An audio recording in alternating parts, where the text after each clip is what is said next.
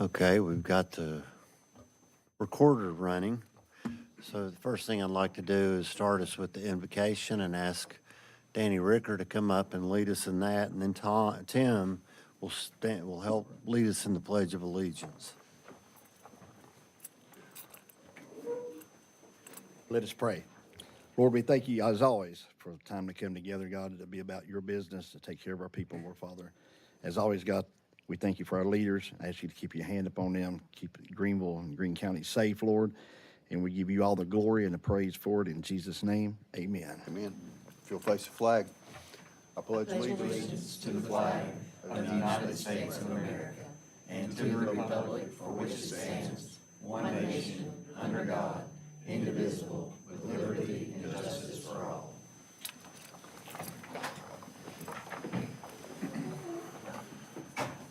Okay, as far as the mayor's comments go, really, I'm not going to comment today.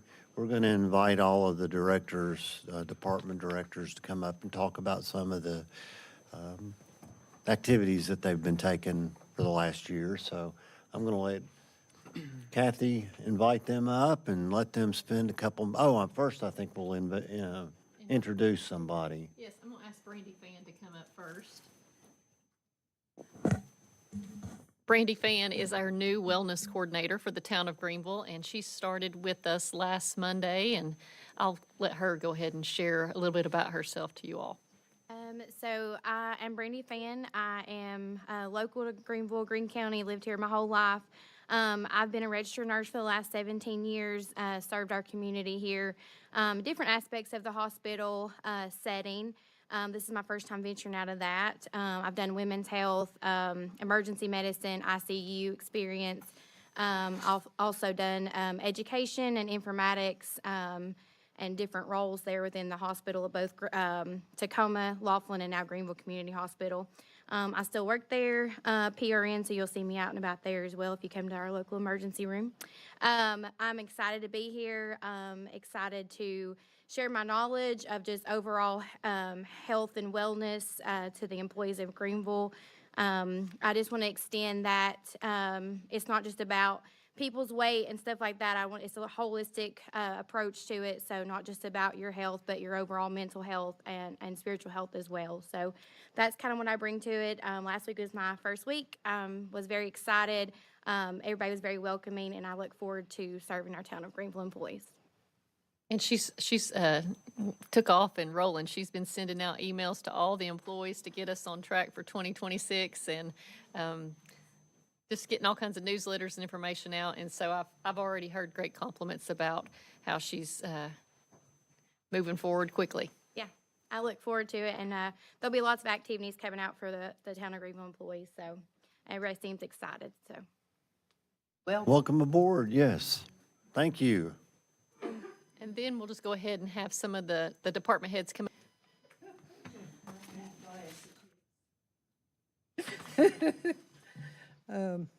Actually, I have my own, but I'll borrow yours. We have this inside joke. Should I tell? No. Anyway, sometimes we don't have our glasses and we have to borrow someone's, whether they match or not.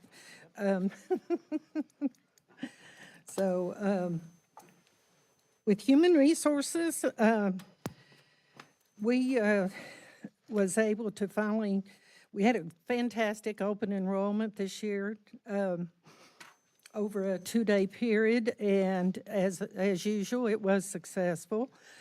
We also was able to improve our benefit offerings to employees when it comes to dental insurance.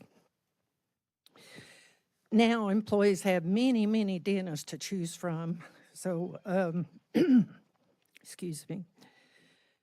HR, along with finance, completed the transition of local government. We did an upgrade, or mostly finance was involved in that. Of course, it affects HR too. So together we worked on, it was an upgrade from DOS-based to Windows-based.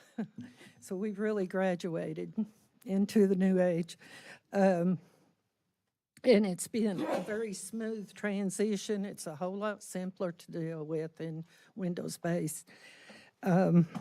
Also, we had a good workers' comp audit. It went very well. We don't have the final report yet, but I was told that it was very good.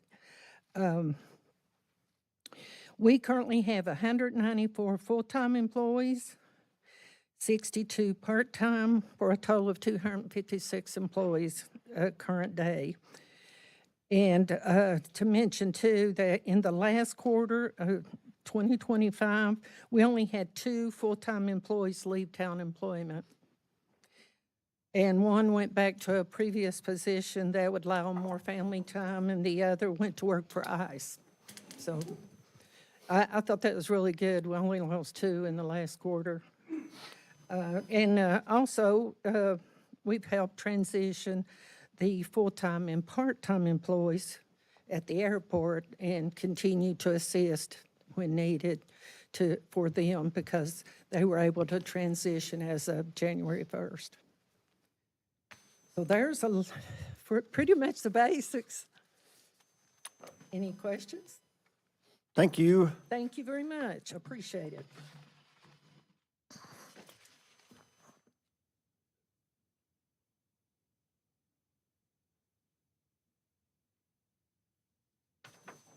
Good afternoon. So an update on the accomplishments for the Roby Adult Center. We have recently started, well, I shouldn't say recently, back in July, we actually started taking the insurance for Humana, United Way, United Health, and Blue Cross and Blue Shield, and that has been a huge revenue generator for us. We are just really much kicking it off just to make sure that it goes smoothly, but not only does that help boost our revenue, but it also gives incentives for our members to boost their insurance incentives for them as well. In 2025, we have 293 new members just for the year of 2025. My goal was 200, so with 293, that exceeds 146.5% of our membership. In 2025, we also offered 33 new programs. That some of those are duplicated multiple times throughout the year, but that is only counted once in that number.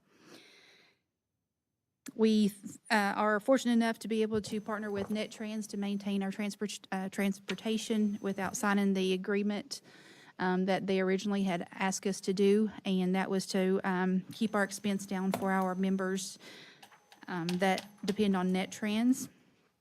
We have also been marketing the Roby Center, which several years ago you would probably know that the Roby Center was not mentioned a lot. And we have a marketing person, the Greenville Sun. She also does our social media, WGRV, WJHL, and all the other news outlets. We have 64 volunteers, and that consists of the volunteers at the Roby Center, in addition to MyRide and Meals on Wheels. And they had an equivalent of 3,549 volunteer hours that they gave in 2025. And we are proud recipients of a couple of grants this year, which has helped with our budget means. And so I'm grateful. Kathy, thank you for helping us get those. And then our options counselor, as you know, she actually goes into Greenville, Greene County. She started the year off of 2025 with 74 cases. She ended the year with 119 cases. So she's a part-time employee, but she actually has a full-time caseload. The MyRide program, as you know, is part of the Roby Center. In 2024, we had 15 riders. Now we have 26 people that depend on those services. Thankfully, we have more volunteers this year than we had last year as well, which is an increase from 10 to 16. And we offered 303 rides for the MyRide program last year, which is a huge benefit. And a lot of those medical rides have been paid for by the expense of the ETF grant that agreed to pay for those that transportation for our clientele. The Meals on Wheels program that is also hosted out of the Roby Center, we feed 93 different families every day throughout the year, and so we're extremely grateful for our Meals on Wheels program. And then we also have a partnership with the CSEP program, which is senior employment through FTHRA, and we have one CSEP employee also at the Roby Center. And lastly, a notable mention is the Roby Center was voted the best of the best activity center in 2025. Thank you. What else? There was one big thing also, or a bunch of little things that are gone now. They're not gone, they're just resting. So yes, the bats, was great to work with. They came in and removed all the guano, and I will say we had 18 bags of 6,000 pounds. So that attic was actually separated to be another floor.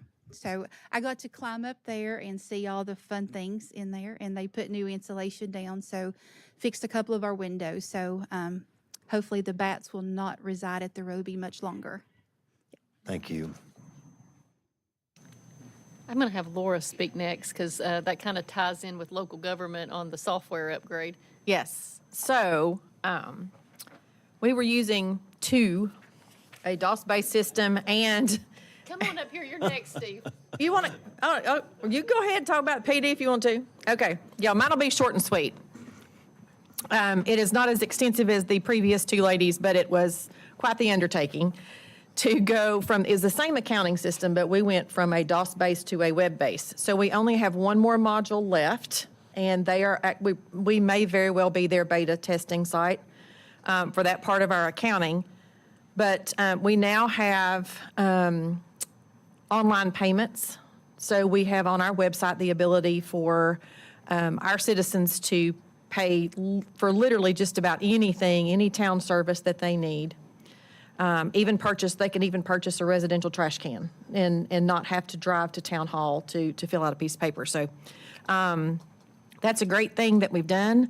Part of that online payment system also has allowed us a more streamlined credit card system, and we have those at remote locations like the landfill, Eastview Rec Center, and the library. Roby has a credit card machine, so that's helped out a good bit as well. So members, all of our citizens can pay for just about anything with a credit card or a debit card now, as long as they want to.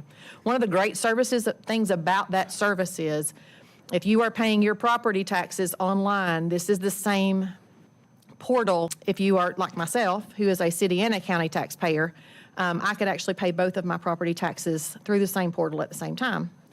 One other advantage that you have to paying online is if you have a commercial garbage account, and you can pay that on a recurring draft, so a bank draft. So we do have those. The newest option that we have that we just did back in the summer was our payroll services, which again, to Patsy's point, has streamlined so many things. This will probably be one of the last year that I actually print over 300 W-2s for our employees and seasonal people that come and help us out to serve our community. They'll be able to get that online. They already are able to see their pay stubs online, so that'll be forthcoming as well. Of course, the biggest accomplishment that I think we had as a finance department and even as a town was we had another year of no audit findings, and that's just a big deal. Steve.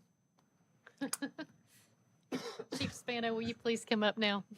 I want Chief Chifley to be next. How is everybody today?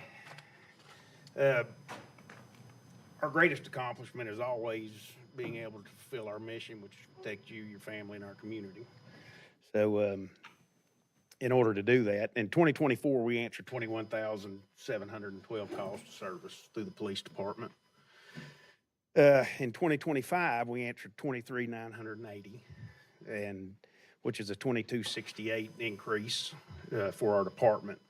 But more than that, when you look at the manpower that is used in these calls to service nowadays, we were at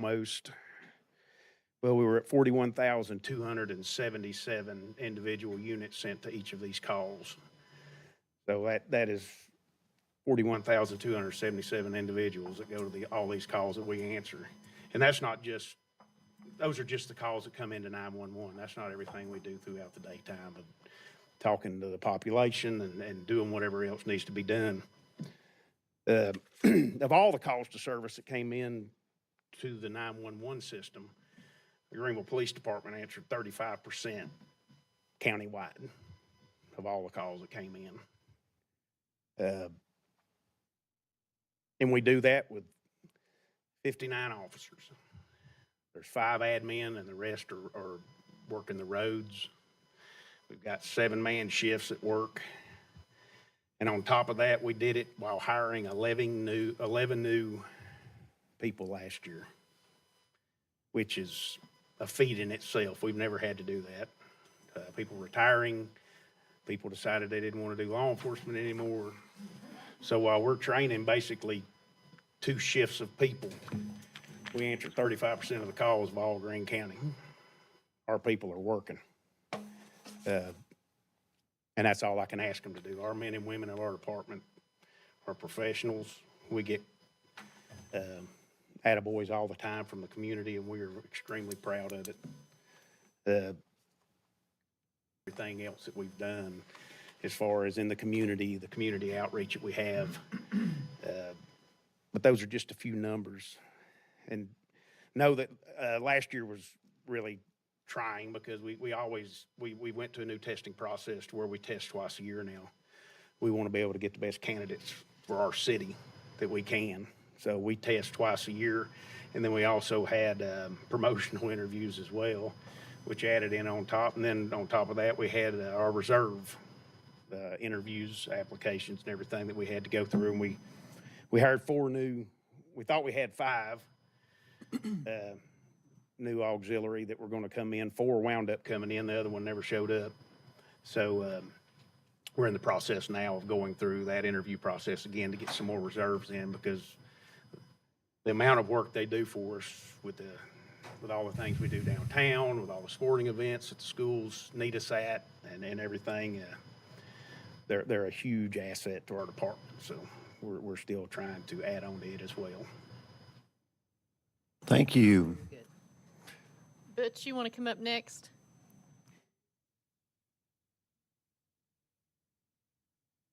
Because I talked to you in the last meeting about Ladies Classic and things. About $400,000 grant that we got for LPRF. Going to make those renovations in Hardin Park. Finished the pickleball project. That was in conjunction with the Rotary Club, and that's been a big hit downtown. Obviously, we had some successful tourism events, sporting events between the volleyball and the basketball. And then, and kudos to my staff, we won the TML Award for Excellence for Parks and Rec. And I attribute that to all the staff members and things. And some of those other events, got to give credit to the other departments that helped us, and especially our sporting events, police, fire, public works, business office. They all make things easy for us. So that's our 4. Thank you. Bert, would you like to come up next?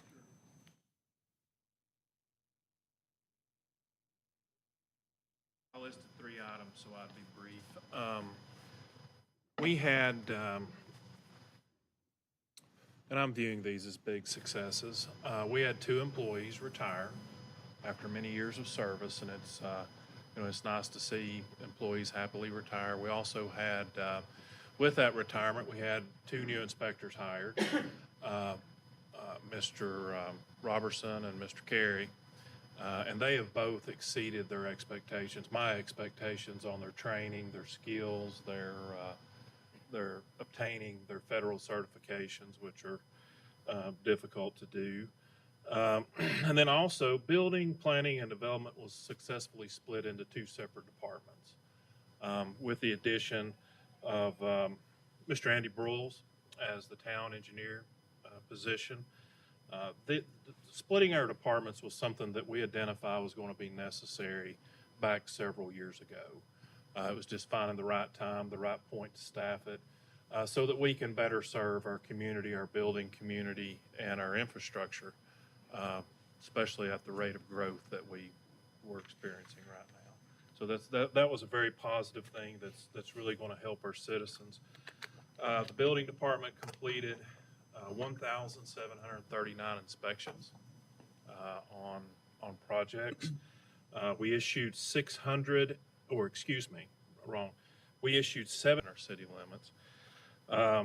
We collected roughly $166,000 in permit revenues, which Laura, I know we're going to have to make some changes to our fee schedule due to some state requirements, but that's something for another time. And then we issued certificates of occupancy. And again, we talked about this in the last meeting. These are completely new structures. Completely new. There was an empty lot there, and now you've got a new structure. So we issued 10 certificates of occupancy for brand-new commercial structures and 85 for new single-family residential homes. That's been added. And thinking about population numbers, if you say that's roughly 3 people per house, 85 houses, that's 255 people. That's probably a pretty good mark for us, I'd say average-wise. So, you know, possibly in 2030 census, you may be looking at an increase of 2,500 to 3,000 to our population. Could be, you know, that would be reasonable, I think, and probably within the parameters. Thank you. Andy, would you like to add to that in?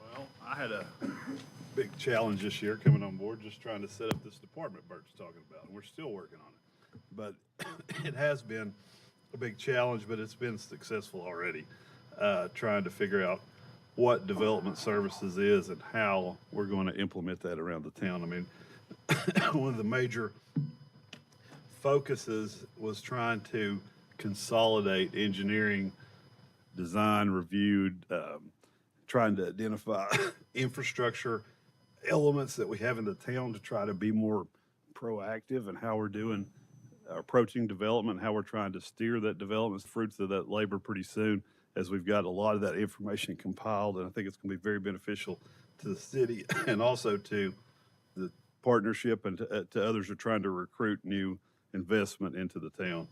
One of the other things we've been doing is focusing on a lot of the capital projects that have been going on. I sort of got that dumped on me. Look, and I'm glad to take that role, but we've had a lot of challenges there. Trying to figure out the process with bidding and things that were done with grant monies, but I think I've got a good handle on it. We've had some big successes. The repaving that Summers and Taylor did. We worked with Public Works, with Scott, and with everybody over there, and with William, and we got all that done, and we got it done quickly.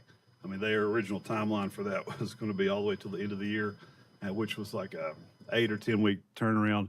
We worked with them. They got that whole thing done in like 4 weeks. So that was a great success. So we didn't have that much impact to people on the roadways. But some of the other projects, I've been really trying to identify how we improve these going forward, and we improve on our end the scope of work we want from the beginning, and a comprehensive scope of work, how it fits into what the town needs and the town's goals going forward. So we're not just out here executing this grant and we don't get our maximum benefit out of it. So that's been a big challenge with some of the ones that we've already been awarded, that some things just weren't not thought about that could have made improvements in that. So I'm trying to put a process in place so that hopefully we won't have those issues going forward. And then the other thing, I've been working really hard to try to promote some intergovernmental and local interaction more with the Water Commission, with the Light and Power, with the county as we can, with other utility providers, telephone company, with the Atmos, the gas company, which has been proven very difficult to do. But I think we are on the right page now. Everybody's already came together. We've had multiple meetings. We've got a lot of stuff already straightened out. We have one little project that was just somebody mentioned something to me, and I just took off with it, where I think I might have mentioned this before, but there's a lot of utility poles around town, if you noticed, where the GEA has replaced the pole and the old pole's still sitting there. There's one right behind us, right over here. There's a couple over in front of Town Hall. Well, I worked with Stacy at the Light and Power, and we just sort of got started on that. And I was able to make the connections with those other utilities. It's not the GEA's problem. They're done. We're waiting on the other utility providers, from the telephone, from Comcast, to move their thing. their services. And some of those, when we started looking into it, had dated back to the requests were made by GEA back in 2015, almost 10 years ago, and they still hadn't been moved. But luckily, I was able to get that moving forward, and we identified there was 301 poles in the town that needed to be completed, and they had been basically going at a snail's pace, but they've already, since I've been really pushing this in the last 6 weeks, they've already got over 75 of the poles completed. So hopefully they'll get this thing knocked out this first quarter. I'm really pushing them. This was ridiculous, and hopefully Stacy's pushing them too. Hopefully we get this thing done. But we've got a lot of good things coming, and there's a lot of opportunity out there. We've had a lot of calls and a lot of people interested in Greenville, and I think a lot of the things we're setting up are going to be a great toolkit for us to try to market things and invest in, and for investors that are coming in, hopefully in this next year. Great things. Thank you, sir. The resurfacing of Main Street, Church Street, Old Shiloh, and Irwin Highway, that was big accomplishments, I feel like, for the town for 2025. Chief Shipley, where did he go? I can't see him. There he is.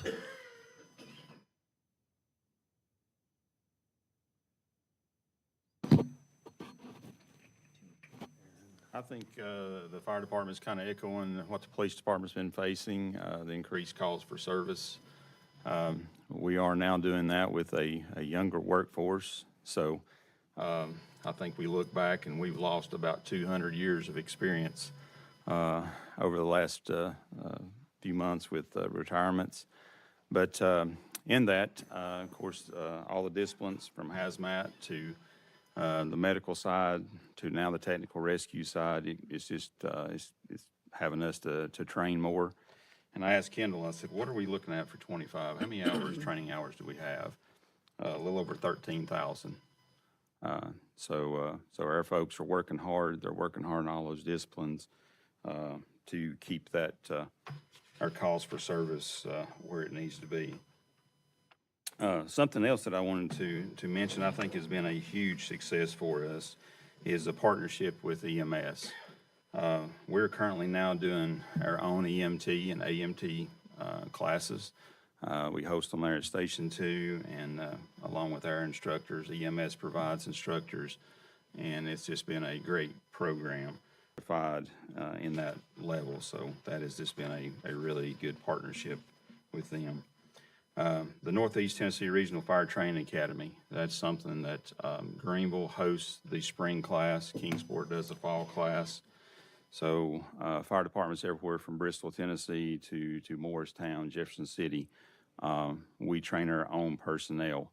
Instead of having to send them to the state school, it saves us about $3,000 per firefighter a year. So since we've been doing that, a little over $45,000 savings that we've had there. Like I said, the training aspect of it on the technical rescue side is something that we continue to work along with the rescue squad in ensuring that when an emergency call comes in, we're able to handle it. One other quick thing that I'll mention, and of course I've mentioned it to the board before, but the addition of the in-house fleet maintenance program that we've started has just been a really, really good, successful program for us.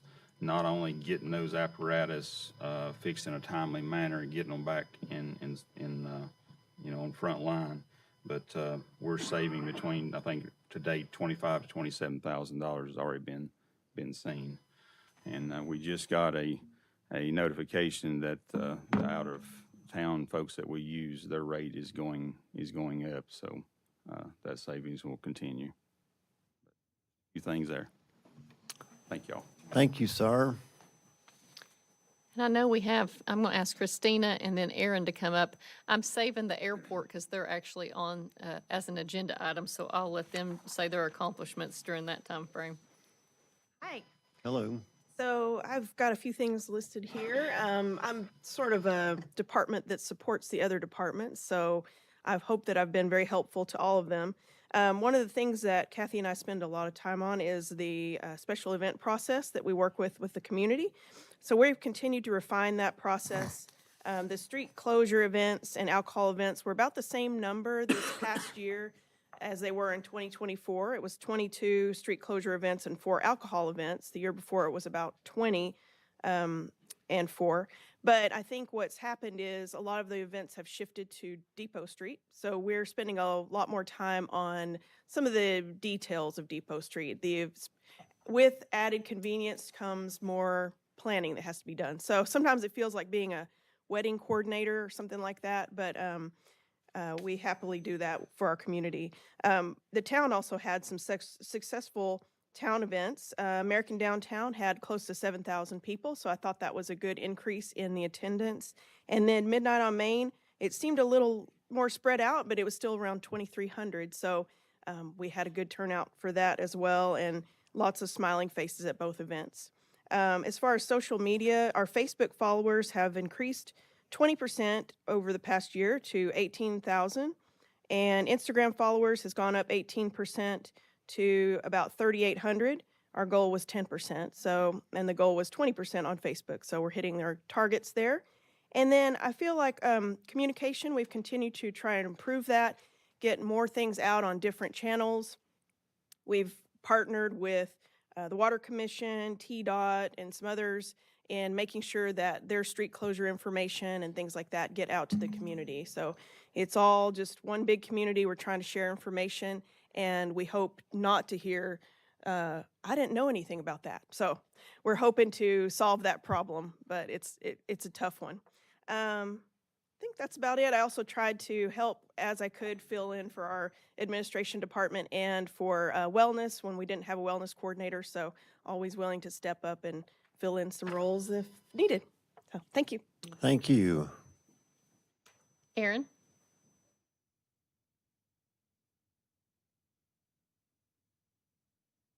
Hello. Hi. Before I bore you with statistics, it's not really an accomplishment, but we celebrated the T.L. Cox 25-year anniversary this year, and we also celebrated 50 years at the main library of being at the Main Street location. We had some events to celebrate that. So statistic-wise, the library circulated over 128,000 items, both digital and physical items, this year alone. We had 4,400 individual uses of people coming in to use our computers during 2025. We issued 1,355 new library cards, and currently, as of today, we have 18,458 library card holders, which is just about 25% of the entire community of Greene County, which I'm really pleased with that. 1 in 4 people have a library card. So we had our annual community book sale at Green Valley last year. It is an accomplishment because it takes an incredible amount of labor. We had 85 individual volunteers give over 4,000 hours of volunteer service to make that happen. And that doesn't even include all the donations that we get every year. So the people that bring donations to the library are also kind of volunteers. And I don't have statistics on how many books we take in and then redistribute through the county, but it's tens of thousands. So we take people's old books and then we redistribute them to people who want them. So that's great. And the book sale raised over $31,000 this year to help support the library budget. Our summer reading program, which we do every June, we had over 300 children registered, individual children registered that came over the 6 weeks. That's another big project that takes a lot of volunteer time. We had 22 individual volunteers, and they gave over 180 hours over the 6 weeks. And for the summer reading program, none of it came out of our regular budget. We got $4,000 of community support to make that happen. The Buell and Mildred Brooks Foundation, the Fox Foundation, Greenville Women's Club, and the Andrew Johnson Women's Club. So that was really nice community support for that program. We also received, in addition to the $4,000, we added $27,000 of other grants to support adult technology classes, a grant to preserve and digitize the James Hardin collection at the T.L. Cox. We received a $16,000 Tennessee 250 grant to purchase materials, not materials, but shelving and necessary item preservation, archival preservation items for the Cox Library. And I think that's all. That's a lot. We do all of that with 3 full-time employees and 6 part-time employees. And don't forget the Friends of the Library. And the Friends of the Library who support us, and we couldn't make it without them. So we have a really good relationship with them, and they give us support in the amount of $12,000, $16,000 at least every year with their campaign. So anyway, thank you. Thanks.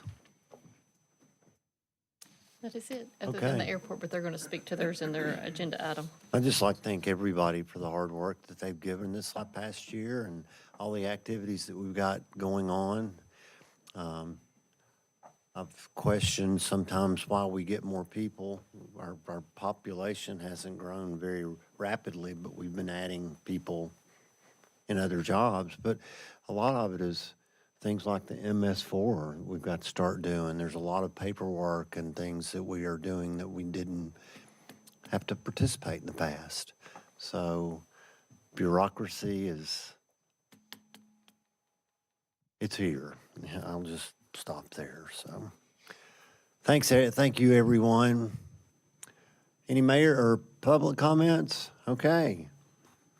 Unfinished business is consideration to approve the minutes from the regularly scheduled meeting held on January 6, 2026. We got those out last week, so had a chance to review them. Do I hear a motion to approve? Second. Have a motion and a second. Any further discussion or changes? All those in favor say aye. Aye. Those against, like sign. Motion carries. Item 7.2 is consideration to approve moving forward with formal planning and partnership development for the revitalization of the Roby. It's 7.1. Crap. Item 7.1, excuse me, I'm sorry, is consideration to approve an ordinance on first reading to amend the fiscal year 2026 budget. Who's going to speak to this? Laura? Hey, that's my middle name's budget.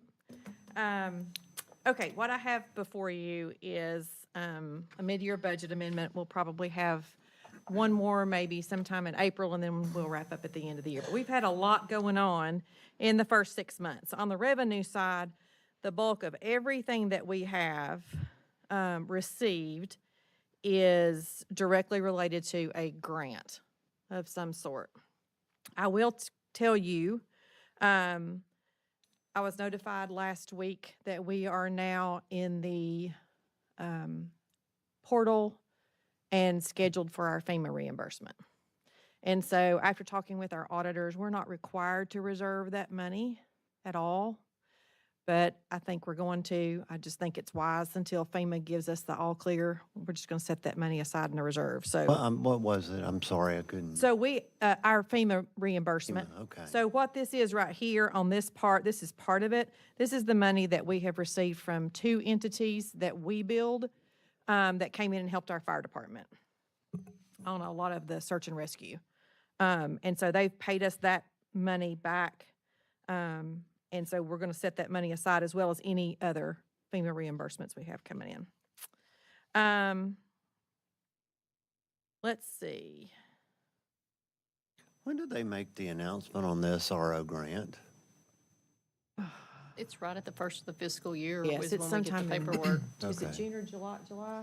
On the SRO grant when they make the announcement? Yes. So on the expenditure side, on the first page is the general fund. So on the expenditure side, the first 1, 2, 3, 4, 5 items are all grant related. We did add an expense to clean up the bats on there. We did, we had a position budgeted in stormwater, for a stormwater coordinator, and the decision was made that we needed to start with an engineer. So that position was swapped for Andy's position in development services. So you'll see some money swap in there to remove something and upgrade it. We did bring the mechanic on board Let's see, just trying to think, is there anything else on, oh, one other thing I want to, and I'm going to ask Aaron. If you would come up here for a minute, please. I've also included in this budget a request for a roof replacement at the library, and I'd like for Erin to kind of talk about the condition and what she has over there. I will say one big concern at the moment in replacing that roof and kind of taking care of some of the eaves and things that are over there is those bats have to go somewhere. So, Earlier this year, we were visited by the state fire marshal, and we had a whole big thing about things we needed to replace. One of the things is that our roof has been leaking for at least over a year. And the joke is that it always leaks on the north side where our adult fiction S authors are. Public Works and Parks and Rec both tried to fix it. We thought it was a guttering issue because it was just leaking on the same place. Somebody, I think it was Andy from Parks and Rec, went up there one afternoon with a flashlight and discovered that our roof on that north side is rotten and moldy and kind of falling down. And I have this lovely photo, if you'd like to see.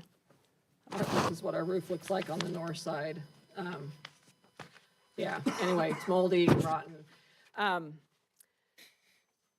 What am I supposed to say, Laura? no, that's fine. Okay. I think that's explained. Okay, yeah, so we're not sure of the extent of the entire roof. I didn't want to have a roofing contractor come over until we had some money to do something with. So I'm not sure of the extent, but that north side is bad.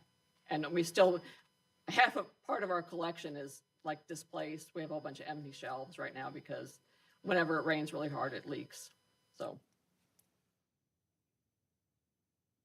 So I'm not an engineer by any stretch of the imagination, but just in kind of talking to Parks and Rec just a little bit, conversation, we came up with about 30,000, maybe kind of a good rough estimate on what that roof replacement. We won't know till we bid it out what the cost of that will be.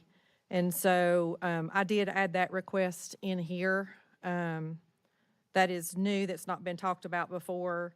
And the last item on the expenditure side, on the general fund, the 43,115 was the additional grant match for the hangar for the airport. On the landfill fund, that budget amendment, the majority of that one is the professional services to expand the landfill. We've added, the further that this company has gotten into that project, the more that they've had to adjust the amount that they need to charge for that. And Tony's already got approval for all those from you all to pay for those. We did make some adjustments to the tipping fees and our contracts line for the solid waste hauling by the county, where we pay the county.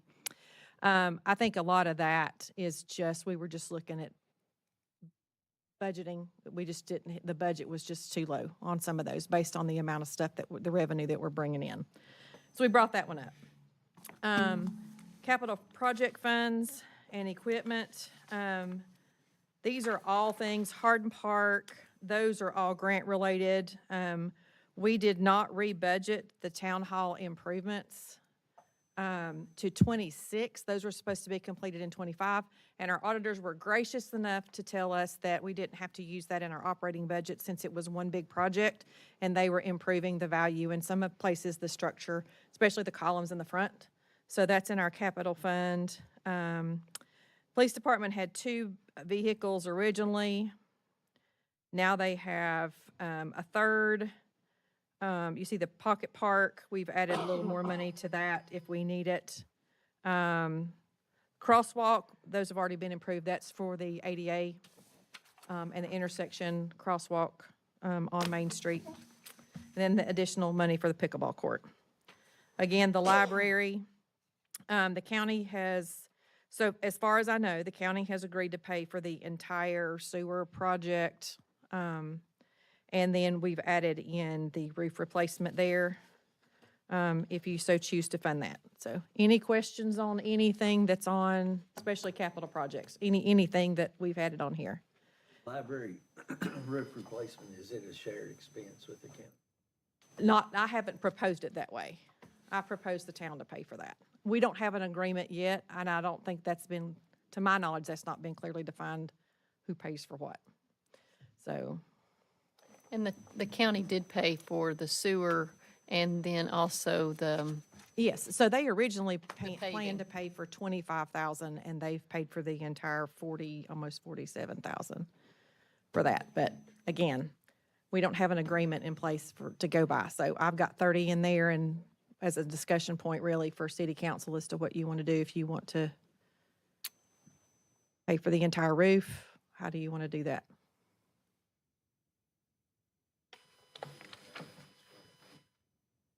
I don't. Aaron, do you have a square footage on it? I don't either. I think it's gonna be low, probably. Yeah. That's why I was asking. And if it it's a shared- it very well might be, because we looked at that way earlier in the year, just trying to the take a town guess hall at it. roof would cost. This roof replacement here was 45. Where, here? Not GEA, Town Hall. Oh, Was okay. 45. And then the Roby was. Roby was 70, over 70, about 72. And those were insurance claims. Yes. Oh, They were. have we had anybody look at the roof at the library? Let's start with that. Okay, But, I can do. mean, when we can. I mean, that has Well, I nothing can, to I can do that. I don't know if we have, and Aaron could let me know if we have a specific rain event that actually triggered that, but we can look at that. Do you want me to leave that amount in here? Do you, I think you need to leave that. okay, amount. sure. Or if the county Okay. can't help with it. I'll discuss that with the mayor. Let's do, thank you. We have a recommendation. Do I hear a motion? Make a motion, we amend the budget. Second. We have a motion and a second. Is there any further discussion? All those in favor say aye. Aye. Those against, like sign. Motion carries. Thank you. Thank you. And this is first reading of an ordinance, so I'll have second reading and public hearing at the next one. Is it next one or the next? It'll be the next meeting that we have Okay. in February. Yes, thank you. Thanks. Is it 7.2 next? Item 7.2 is consideration to approve moving forward with formal planning and partnership development for the revitalization of the Roby Auditorium. All right, so, go ahead. Oh, were you going to say something? Oh, he's going to. So, as you all are aware, the ad hoc committee that was formed to study the status of the Roby Auditorium and put together a conceptual plan for what revitalization could look like from a ECD tourism standpoint, but also just a general community asset standpoint. We presented that to you all and wanted to give, just time to marinate on it and review, because there's a lot of history in there that I think tells the story of how we got to that point and why we're at where we're at.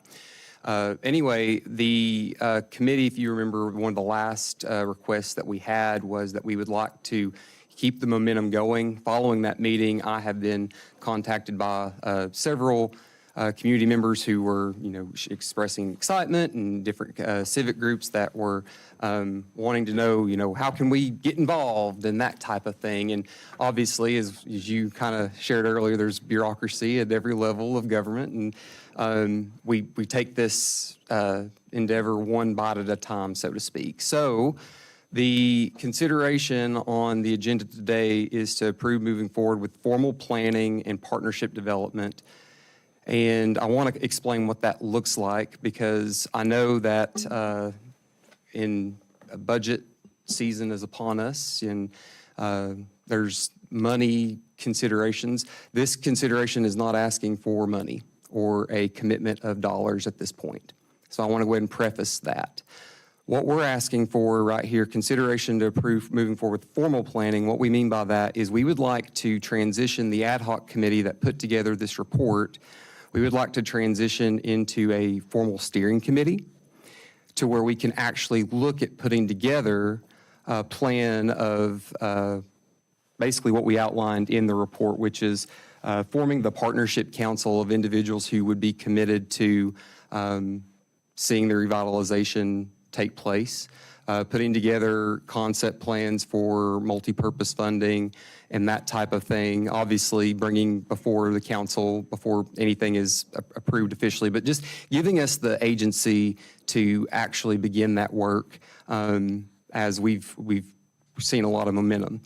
Part two of this with formal planning is we would also like to actually move from the hypothetical of how much this is going to cost to really looking at how much is it going to cost if we were to move forward with this project. I think that's incredibly valuable. And to this point, we've, I mentioned there's been some engagement and excitement from different civic groups. I just want to personally thank the Greene County Heritage Trust for their generous involvement up to this point. But there's other groups too that are invested in this, and we just want to get an idea of what it's actually going to cost for us to consider. I think we saw the danger of what can happen when we rely on myths of the actual status and things sit for 22 years. We want to get actual numbers and really look at what it is we're up against, so to speak. So that's the part one is transitioning the ad hoc committee that put together that report into a formal steering committee to look at what these next steps would look like in terms of formalizing collaboration with our stakeholders, our key partners, and I've listed them there. And then the part two is looking at the actual cost in terms of evaluations and trying to get numbers. And to speak to that piece specifically, because I am not as astute in that, I'd like to invite Mr. Carl Close up to paint the picture of what we're looking for in terms of that component of evaluation. So where do I start? We have a building here that has been vacant for 22 years, plus or minus. We know that it was closed due to code compliance or non-code compliance by the state fire marshal and others. My first approach to it, in my mind, and the biggest nut, if you will, to tackle is the fire protection of that building. We know there's fire protection. When I say fire protection, I'm talking about fire sprinkler system that is in the adult center. It appears from my point of view that it was designed to accommodate the auditorium as well, but we don't have confirmation to that effect.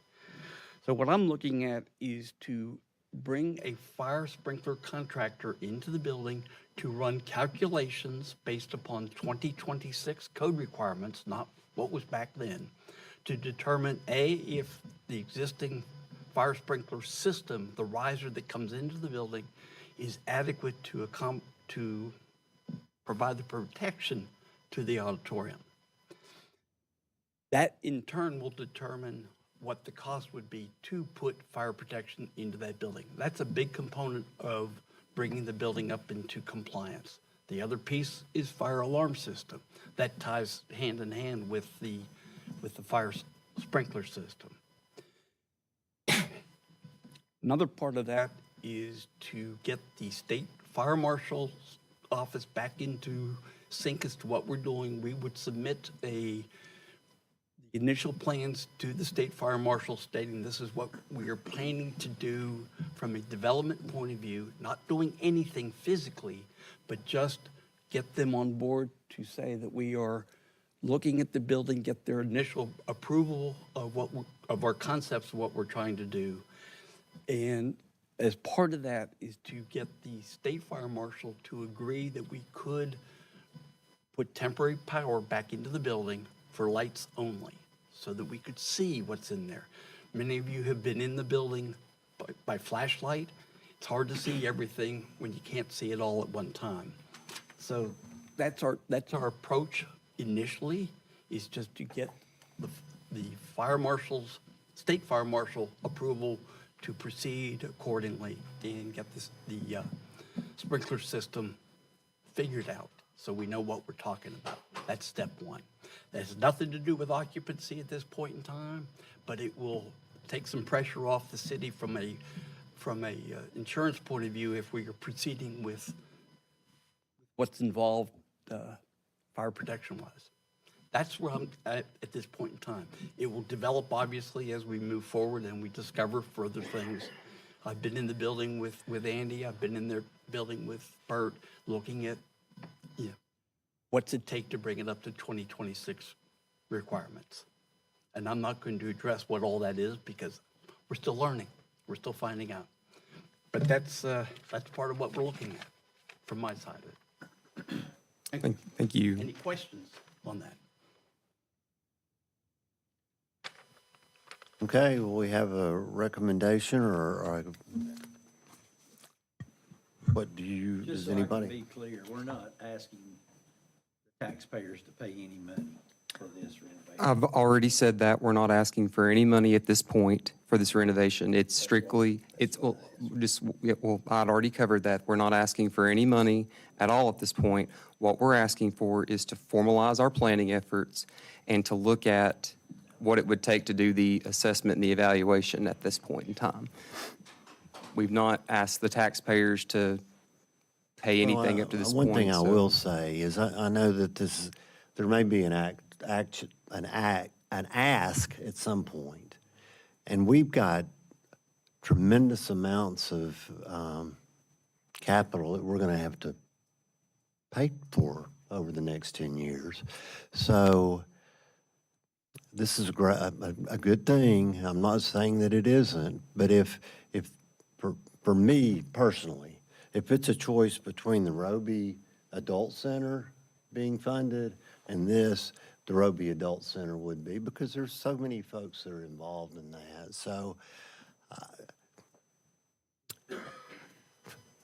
I don't want us to play semantics and say we're not asking for anything right now, but in 2 months come in and say we need a $5 million grant. That's what I was getting at. And Is it so- coming sometime to the board that none So- of us may not be sitting on it at that time. This is just something we have to think about. And between schools and adult centers,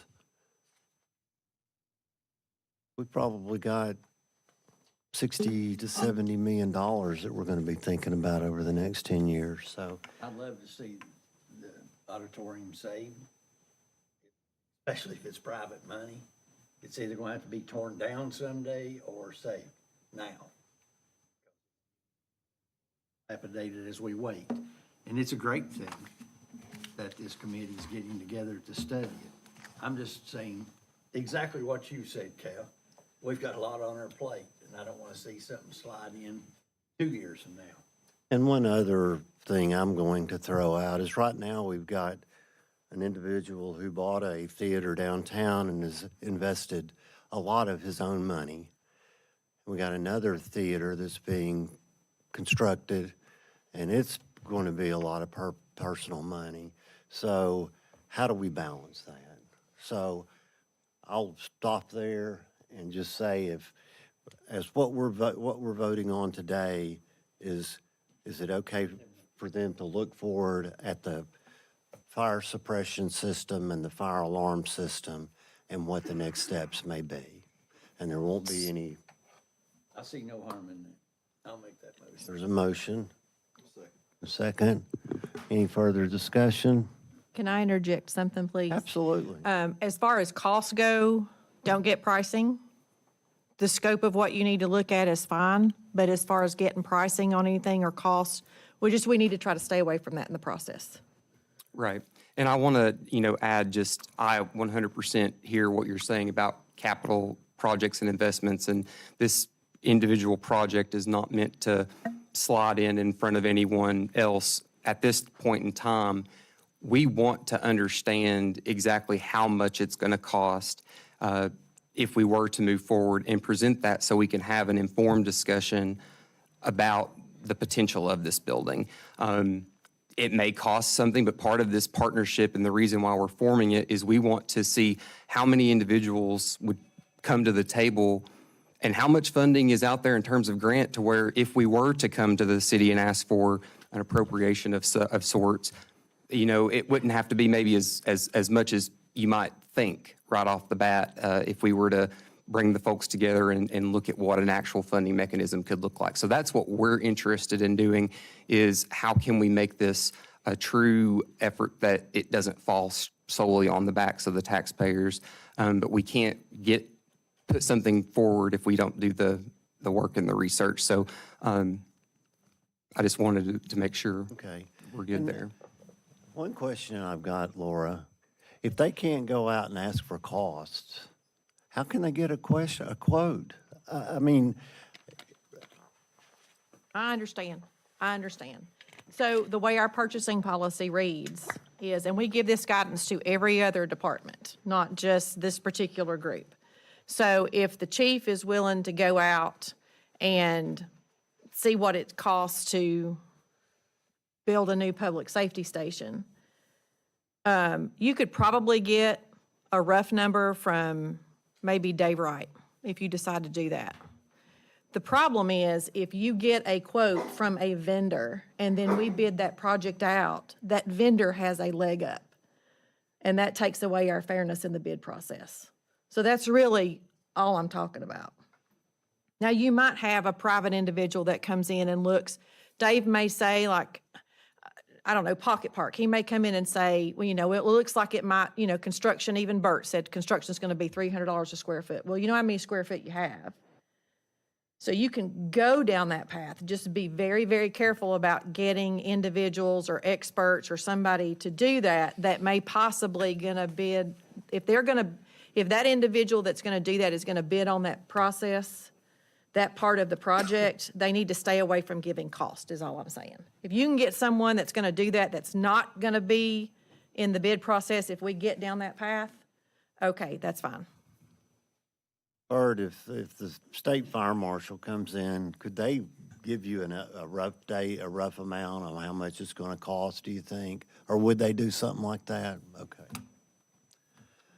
All right, well, you can talk to people, but you can't ask any questions. If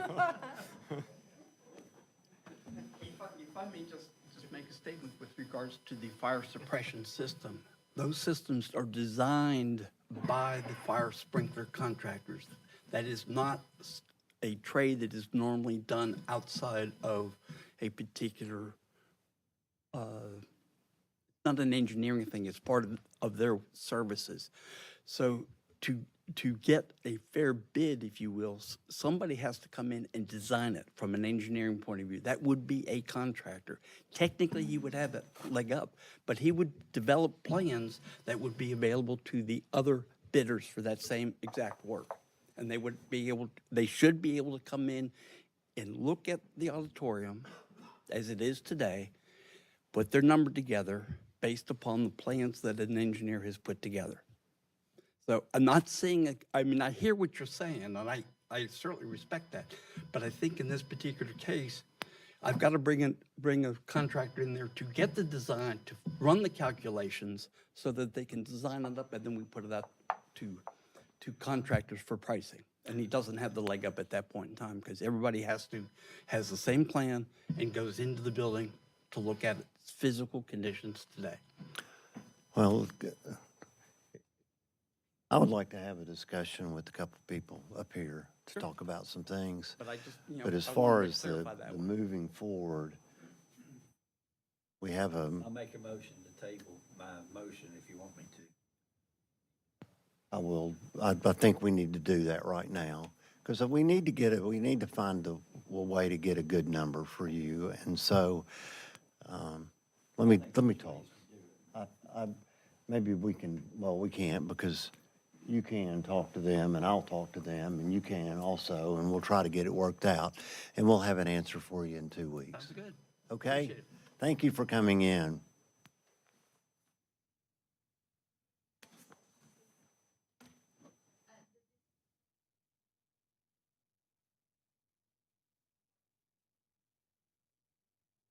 We'll have to work on that. Yeah. Thank you. Okay, item 7.3 is an update from Paul McAfee from the Airport Authority Chairman. Thank you for coming in. I'll be brief. 3 minutes? 3 minutes. All right, start. What I basically want to talk about is what's happened in the past year, couple of years, and what has got us where we're at today, because us moving forward as a team. And during the Hurricane Helene, we were chosen because of our airport safety, the standards, the upkeep, all of it was mandated by choice.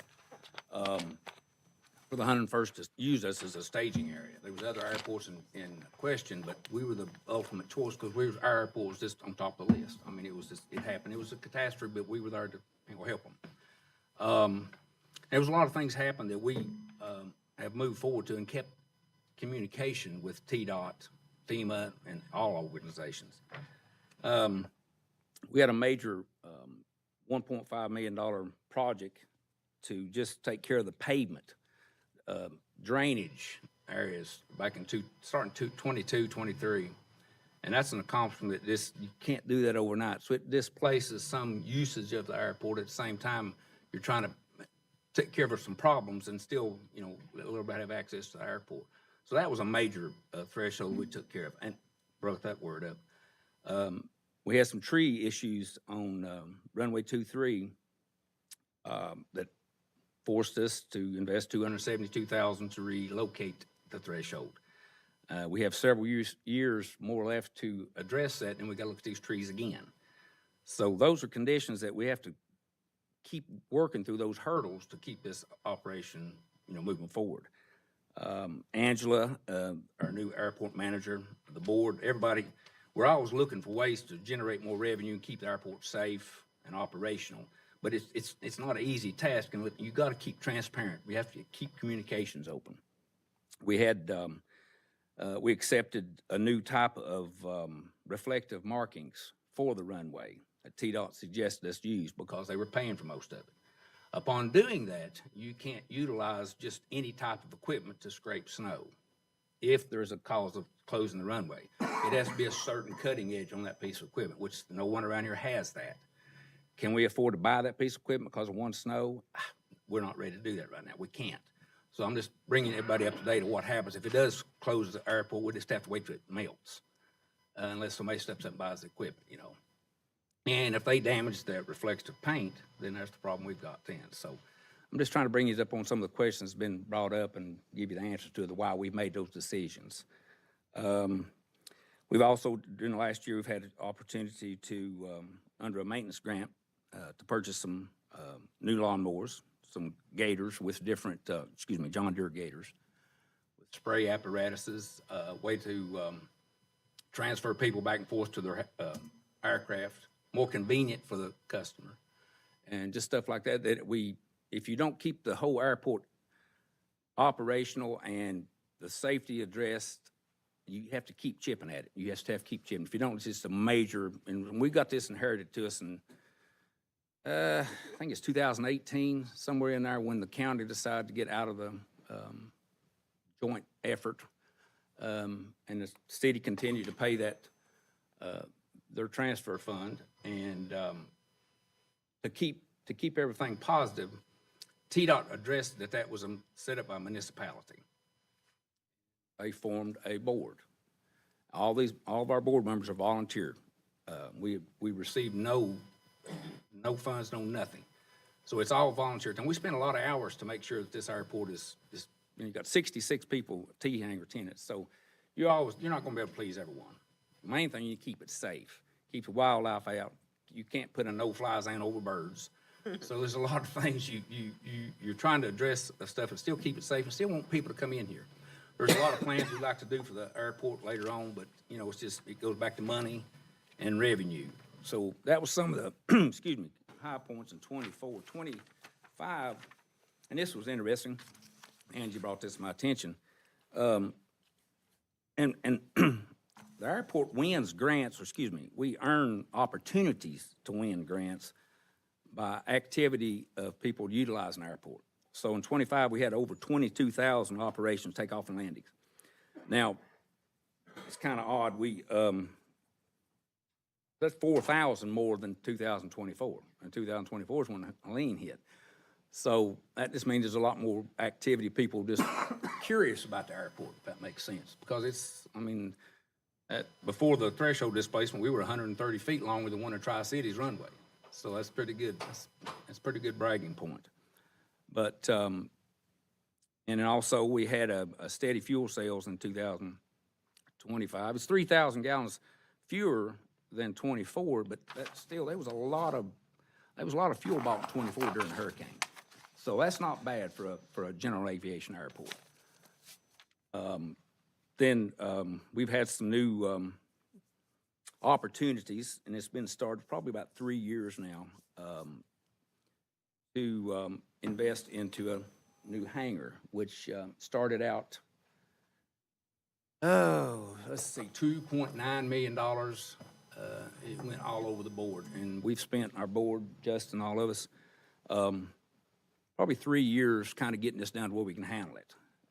So right now, I think we're at 1.3 total investment, and it's less than 7% involvement with the city and airport. That's not bad for a $1.3 million hangar. And I'll also add to that I was told yesterday that the Greenville Airport has just been awarded another $140,000 in bill money because of our moving forward and setting our standards higher and trying to work everything, all the points out and keeping it safe. And what I'm going to ask our board to approve is the area that we're building this new hangar.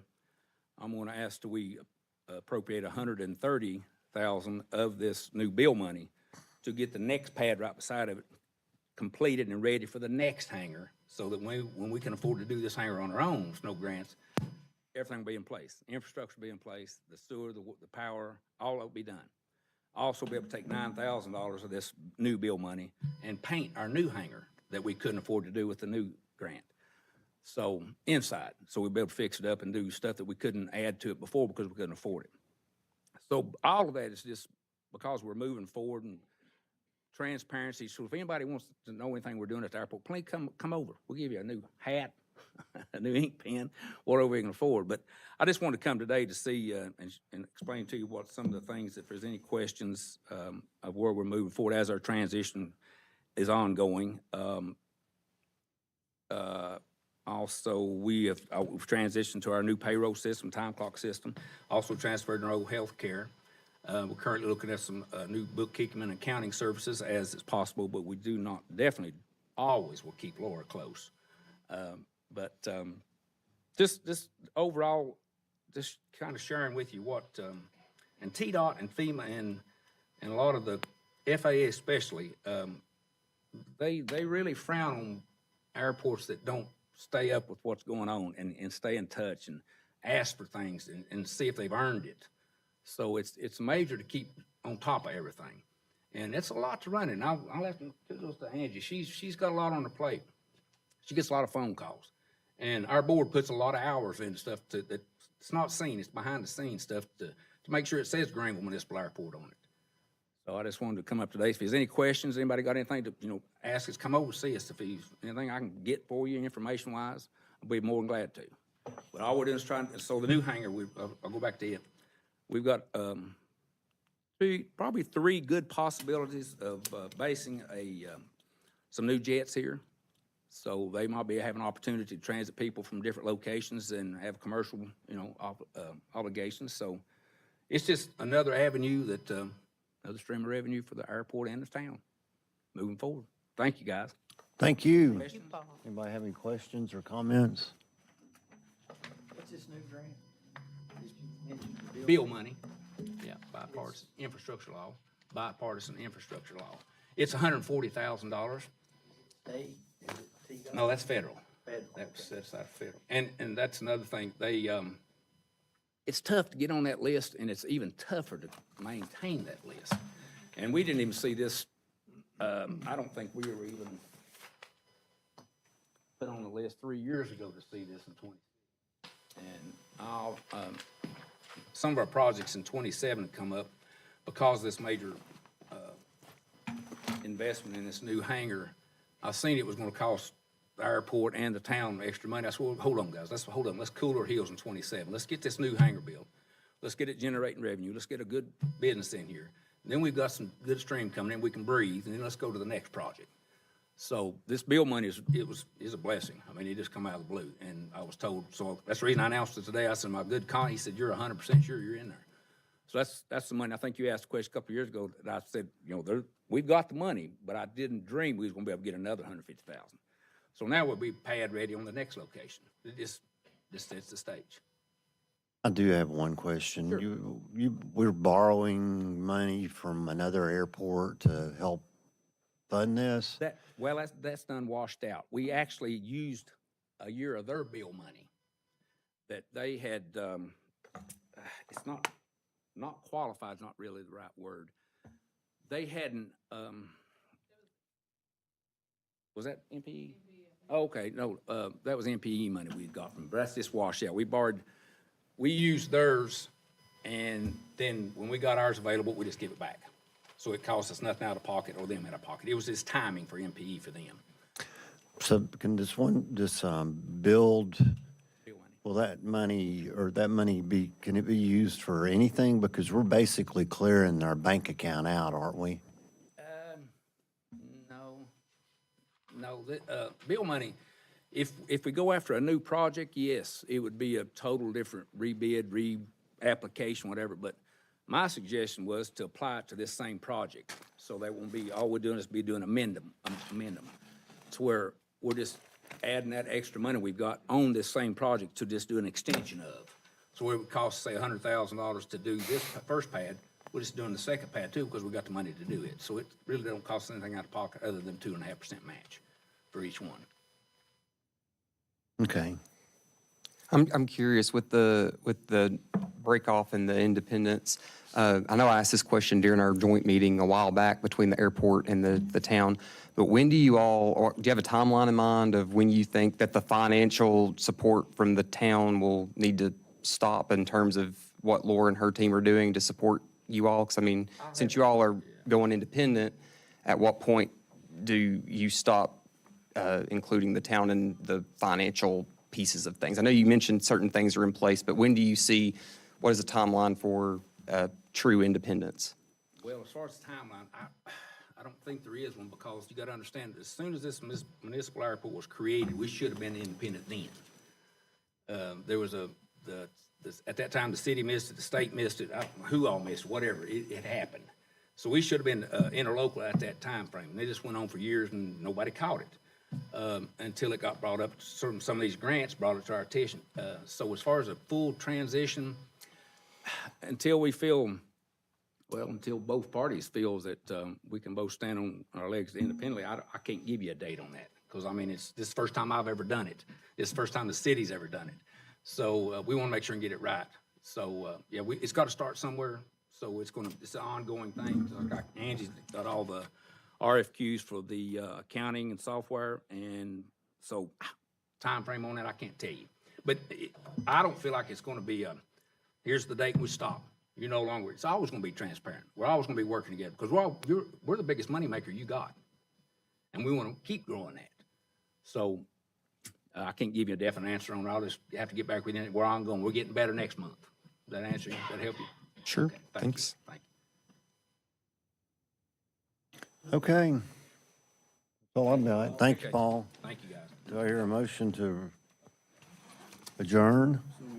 Second. All those in favor say aye. Aye. Thanks, everyone. I appreciate you today.